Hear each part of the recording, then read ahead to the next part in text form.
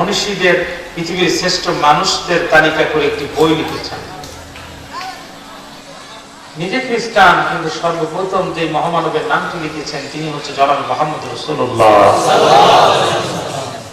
তাকে প্রশ্ন করা হলো, কেন আপনি সর্বজ্ঞ নবী মুহাম্মদের নাম দিয়েছেন? তিনি বলেছেন, পৃথিবীর সব মহামানবদের জীবন আমি পর্যালোচনা করেছি, আর বিশ্বনবীর জীবন আমি পর্যালোচনা করে দেখেছি। নবী মুহাম্মদ সাল্লাল্লাহু আলাইহি সাল্লামের জীবন পর্যালোচনা করতে গিয়ে যে জিনিসটি আমাকে অবাক করে দিয়েছে, আশ্চর্য করে দিয়েছে, আমাকে আমার চিন্তা জগৎকে ওলটপালট করে দিয়েছে, সেই জিনিসটি হচ্ছে মুহাম্মদ সাল্লাল্লাহু আলাইহি সাল্লাম জীবিত থাকতে গোটা পৃথিবীতে তার প্রভাব যেমন ছিল, তিনি পৃথিবী থেকে চলে যাওয়ার পরেও তার প্রভাব এক চুল পরিমাণ কমে নাই। জীবিত থাকতে তার প্রভাব প্রতিপত্তি যেমন ছিল, তিনি পৃথিবী থেকে বিদায় নেওয়ার পরেও তার প্রভাব কমে নাই। তার প্রভাব সমান হারে পৃথিবীতে সমাপিত, যার বাস্তব প্রমাণ দেখেছি আমরা কয়েকদিন আগে ভোলাতে। বিশ্বনবীকে গালিগালাজ করার কারণে আমার দেশে নিরপরাধ মুমিন তৌহিদি জনতা প্রতিবাদ জানাতে রাস্তায় নামলো। 6 জনকে পৃথিবীর জমিন থেকে বিদায় করে দেওয়া হলো। কয়েকজন গুলিবিদ্ধ হয়ে এখনো হাসপাতালে কাতরাচ্ছেন। একজনের সাক্ষাৎকার শুনে আমি অবাক হয়ে গিয়েছি। সে বলছে যে আল্লাহ রাসূলের পক্ষে কথা বলার জন্য যে গুলি আমার উপরে হয়েছে, আমি খুব খুশি যে আমার শরীরের 2 ফোঁটা রক্ত ইসলামের জন্য ব্যয় হয়েছে। এবং আমার খুব আক্ষেপ হয় যে আমি কেন শহীদদের মিছিলে শামিল হতে পারলাম না। আমি মৃত্যুবরণ করার জন্য প্রস্তুত। অতএব বিশ্বনবীর চরিত্রের পক্ষে খুবাইবরা যেমন শাহাদাতের পেয়ালা পান করেছে, নবীজির সাহাবী হযরতে খুবাইব রাদিয়াল্লাহু তাআলা তাকে শুলের উপরে চড়ানো হয়। রাষ্ট্রনায়ক নিজেই অবাক হয়ে বলছে, খুবাইব, তোমার চেহারা দেখে আমার বড় মায়া হয়। আমি নিজেই তোমাকে দেখে কষ্ট পাচ্ছি, কারণ তোমাকে আমি মৃত্যুর যন্ত্রণায় কাতরাতে বাধ্য করেছি। খুবাইব, শুধু যদি একটি কথা বলো যে আজকে আমার এই পরিণতির জন্য নবী মুহাম্মদ দায়ী, আমি তোমাকে শুধু মুক্তি দেব, এতটুকু না, তোমাকে আমার রাষ্ট্রের গুরুত্বপূর্ণ চেয়ারে বসাবো, তোমাকে আমি সম্মানিত করব। দায়িত্বহীন কণ্ঠে শুলে চড়ানোর যন্ত্রণাকে বুকের পিঞ্জরে চাপা দিয়ে হাসি মুখে নবীজির সাহাবী খুবাইব রাদিয়াল্লাহু তাআলা আনহু সেই দিন বলেছিলেন যে আমরা যারা বিশ্বনবীর উপর ঈমান এনেছি, আল্লাহর উপর ঈমান এনেছি, কোরআনের উপর ঈমান এনেছি, ফেরেশতাদের উপর ঈমান এনেছি, এবং আমাদের যাবতীয় ইচ্ছা শক্তিকে আল্লাহর ইচ্ছার কাছে কুরবানি করে দিই, আমরা যারা আল্লাহর আইনের কাছে, রাসূলের আদর্শের কাছে আত্মসমর্পণ করে মুসলিম হয়েছি, আমরা হাসি মুখে বুকের তাজা রক্ত কিয়ামত পর্যন্ত বিলায় দিব। কিন্তু তোদের মতো আল্লাহ দ্রোহীদের কথা শুনে আল্লাহর নবীর চরিত্রে একটি কালিমা লেপন করা তো দূরের কথা, একটি ফুলের টুকরাও আমরা করতে দিতে পারি না। আমরা আমাদের সেই প্রিয় নবীজির প্রতি আরো একবার দুরূদ আর সালাম পেশ করছি। জবান খুলে বলছি সাল্লাল্লাহু আলাইহি ওয়াসাল্লাম। বাকি জীবন মানে হচ্ছে হযরত বিলালের হাতে পায়ে দড়ি দিয়ে গোটা মক্কা রাজপথে ঘোরানোর জীবন। মাক্কি জীবন মানে হযরত আবু জান্দাল রাদিয়াল্লাহু তাআলা গোটা শরীরের লোহার পেড়ি পরায় দেওয়ার জীবন। মাক্কি জীবন হচ্ছে বিশ্ব নবীর মাথার উপরে নারী ফুড়ি চাপিয়ে দেওয়ার জীবন। এই মাক্কি জীবন যারা অতিক্রম করতে চায় না, তারা জিন্দেগিতেও মাদানী জীবনের চেহারাও দেখতে পাবে না। জুলুম আর নির্যাতনের স্টিম রুলারের সমস্ত ব্যারিকেড যখন ভেঙে গিয়েছিল, আল্লাহ পাক নবীজির সান্ত্বনা স্বরূপ এই সূরাটি তখনই নাজিল করেছিলেন। সুবহানাল্লাহ। কোরআনের দাওয়াত দিচ্ছেন, বাধার পাহাড় উঁচু হচ্ছে, চতুর্মুখী বাধা, অপকৌশল মোকাবেলা করছেন বিশ্ব নবী এবং তার স্বল্প সংখ্যক কিছু সাহাবায়ে কেরাম। কোরআনের এই দাওয়াতে বাধা দেওয়ার জন্য কাফেররা 3 রাস্তা 4 রাস্তার মোড়ে কোরআনের মাহফিলে যেগুলো বসতে চায় না, এগুলো সারা রাত দাঁড়ায় দাঁড়ায় কালী পুজো দেখে। এগুলো দেখলে আমি চিন্তিত। সারাটি রাত কালী পূজার, আপনাদের এখানে রাসমেলা নাকি মেলা আছে, এগুলো সারাটি রাত দাঁড়ায় দাঁড়ায় দেখা পাবলিক। এই দুর্ভাগ্য যে কোরআনের মাহফিলেরা বসতে পারে না, খুব আফসোস লাগে।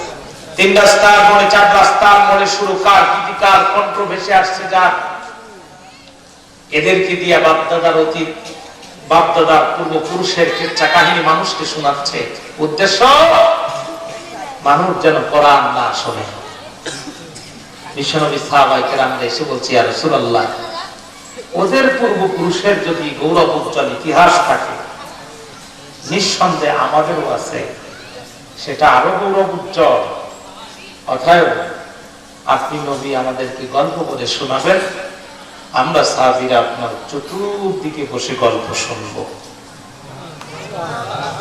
সুবহানাল্লাহ বলতে মন চায়। আপনি কল্পনা করতে পারেন যে নবীজির চেহারা দেখে মানুষ কালেমা পড়ে মুসলমান হয়েছে, সেই নবী যদি আপনাদেরকে গল্প বলে শোনায়, না জানি কত শ্রুতি মধুর হতে পারে সেই গল্প। বিশ্বনবী চুপ করে আছেন, কোনো কথা বলছেন না। সাহাবায়ে কেরাম চতুর্দিকে বসে আছেন। আল্লাহ নবী চিন্তা করছেন আমি কি বলবো।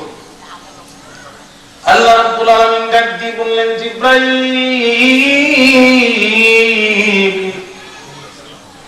ও জিবরাইল, আর করোনা দেরি, চলে যাও তাড়াতাড়ি।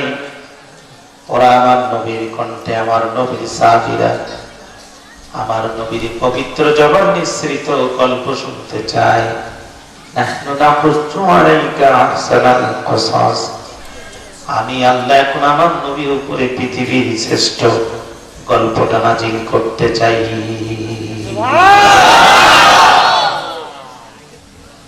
ইমাম তাফসীর হাফিজ ইবনে কাসির রাহমাতুল্লাহ আলাইহি তার তাফসীরের মধ্যে এটা উল্লেখ করেছেন। তাফসীরে কুরতুবী সহ আরো কিছু প্রসিদ্ধ তাফসীরে এই সূরার শানে নজুল সম্পর্কে ভিন্ন বক্তব্য এসেছে। বিশ্বনবী যখন কোরআনের দাওয়াত দিচ্ছেন, এই দাওয়াতকে বন্ধ করার জন্য মক্কার কাফেররা বুদ্ধিজীবীদের একটি টিম পাঠালেন মদিনার ইহুদিদের কাছে বুদ্ধি নেওয়ার জন্য কেমনে কোরআনের কথা বন্ধ করা যায়। বুদ্ধিজীবী চিনেন আপনারা, মানে বুদ্ধির ব্যবসা করে। যারা মাছ বিক্রি করে তাদেরকে বলে মৎস্যজীবী। ক্ষেত খামার, কলকারখানা, ইন্ডাস্ট্রিতে যারা শ্রম দেয় তাদেরকে বলে শ্রমজীবী। ডাক্তারি, ইঞ্জিনিয়ারিং সহ বিভিন্ন পেশায় যারা নিয়োজিত তাদেরকে বলে পেশাজীবী। আর বুদ্ধি বিক্রি করে খায় যারা, বুদ্ধিজীবী তারা। রাত 10টা থেকে টকশোতে জানা গোনা দেখবেন, হাত আছে, কান আছে, চোখ আছে, নাক আছে, মুখ আছে, সব ঠিক, মাথার মাথা চুল নাই। দেখছেন না এগুলো? বুদ্ধি, হ্যাঁ, সাদে মাল নাই।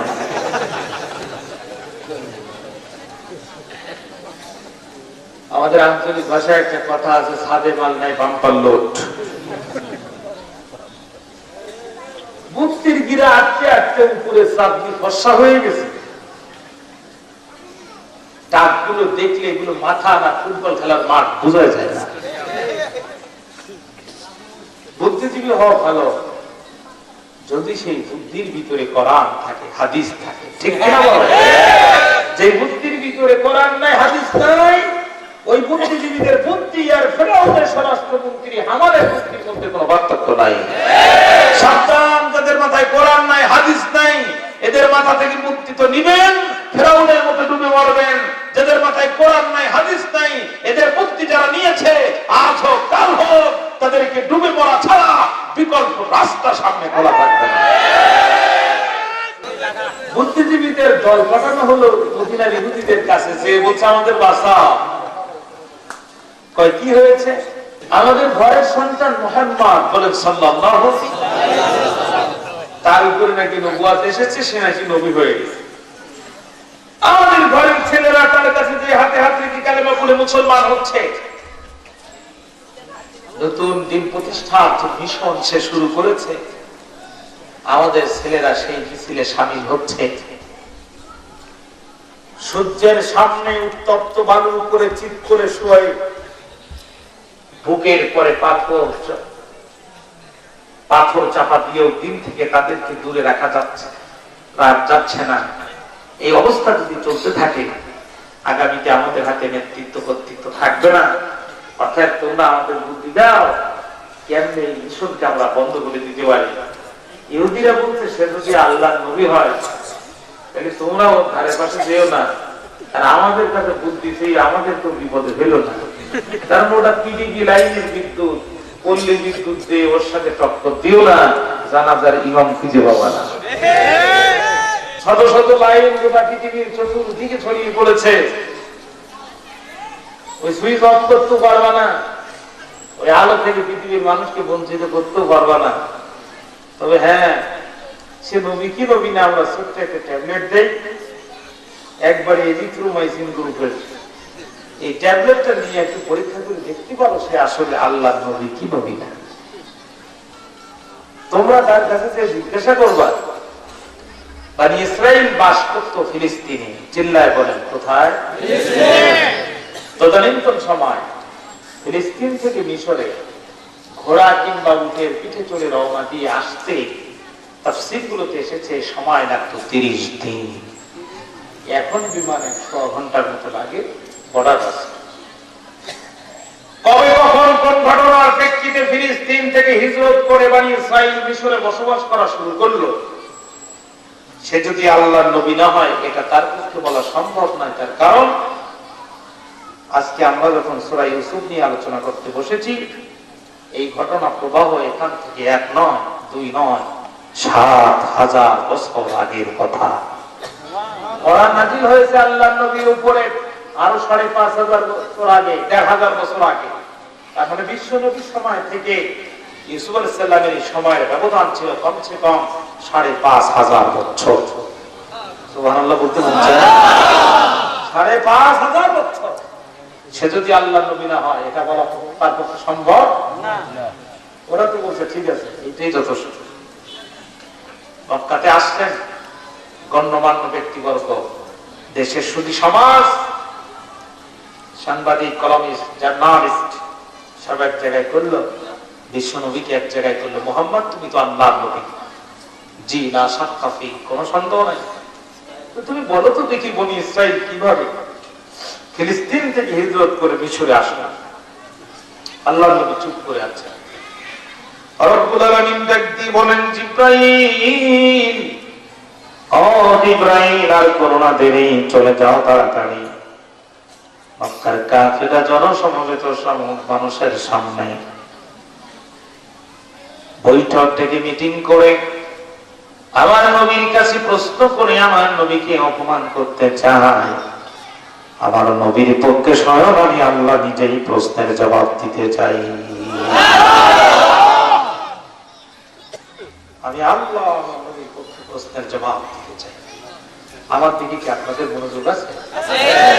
এখন কোরআনের ক্লাস হচ্ছে, জান্নাতি ফেরেশতারা চতুর্দিকে আপনাকে আমাকে পাহারা দিচ্ছে। মাটির তলের পিঁপড়া, সাগরের লক্ষ লক্ষ মাছ, হাত্তাল হিতানে মিনাল মা, তিরমিজির বর্ণনা, আপনারা আমার জীবনের গোনা মাছের জন্য আল্লাহর কাছে দোয়া করতেছে। ঘুম আসবে, ঘুম আসবে স্বাভাবিক। ধনী মানুষ ডবল এসি, 25 জন্য 5000 টনের এসি অন করে, একেবারে দেশীয়, একেবারে দেশীয় তুলা দিয়া কোন বালিশ বানায়া হায়ার অ্যান্টিবায়োটিক ট্যাবলেট খেয়েও সারাটি রাত 1 মিনিট ঘুমাতে পারে না। আর এই লোকটি যখন তোমার নামাজে মসজিদে যায়, ওর নাক ডাকানোর খেলা ইমাম সাহেবের খুতবা পড়ায় যায়। তার কারণ পৃথিবীর কোথাও শান্তি নাই, শান্তি আল্লাহর কোরআনের মধ্যে আর রাসূলুল্লাহর আদর্শের মধ্যে। কোন বাবার বেটা বেটি শান্তি দেওয়ার ক্ষমতা রাখে না। কোরআন হাতে নিয়ে বলছি, কারোর বাপের ক্ষমতা নাই। 10 বছর আগে চুরি হতো সাধারণ কায়দায়, এখন চুরি হয় ডিজিটাল কায়দায়। আগে জুয়া খাইতো তাস দিয়ে, আর এখন জুয়া খেলে ক্যাসিনো দিয়ে। নতুন নতুন সমস্যা উদ্ভব হবে। শান্তি পেতে গেলে কোরআনের কাছেই দৌড়াতে হবে। আমি আসতেছি আলোচনায়, যদি আপনারা সুযোগ দেন ইনশাআল্লাহ। একটা পয়েন্টও বাদ দেব না। চলেন সামনের দিকে যাওয়া যাক। ভাইরা আমার খেয়াল করেন,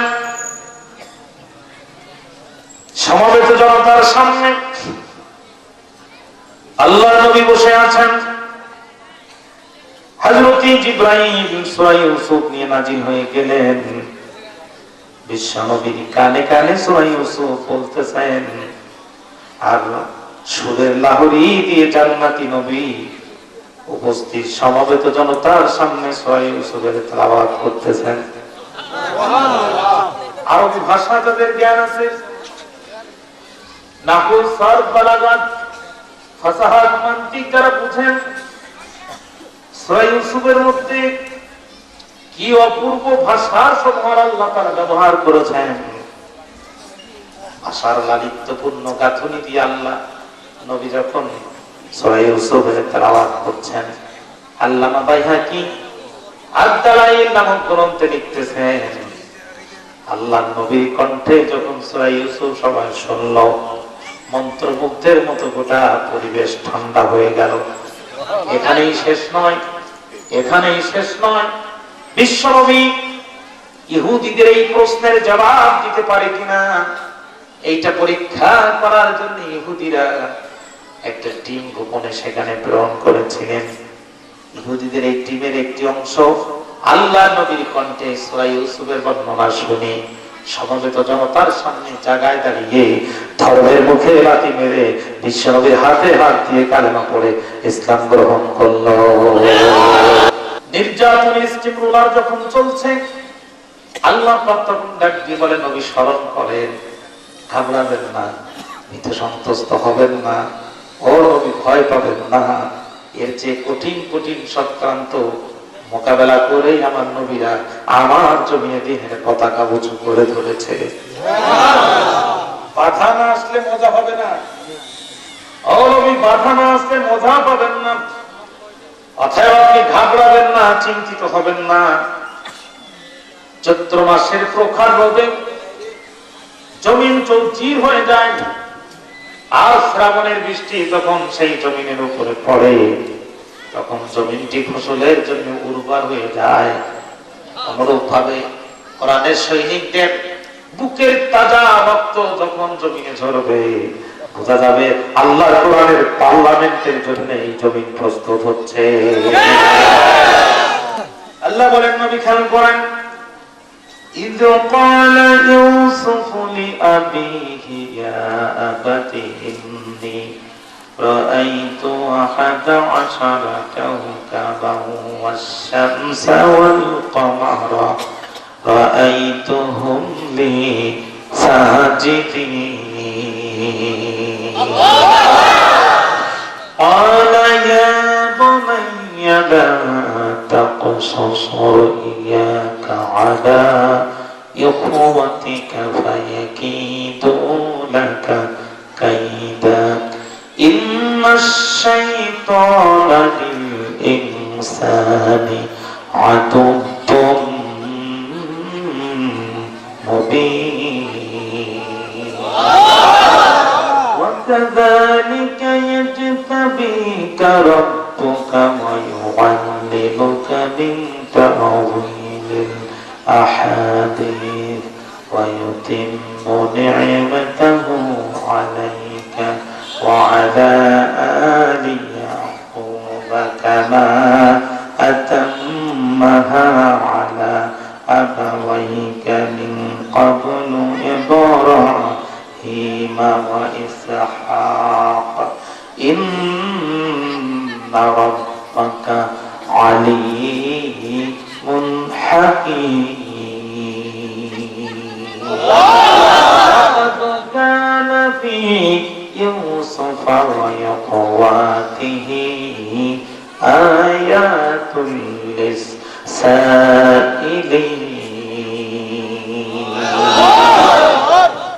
কি বর্ণনা আল্লাহ কিভাবে শুরু করলেন দেখেন When the Yusuf alayhi salam told to his father, "Oh my dear father, I have seen that the even stars, including the sun and the moon, protested me in my dream."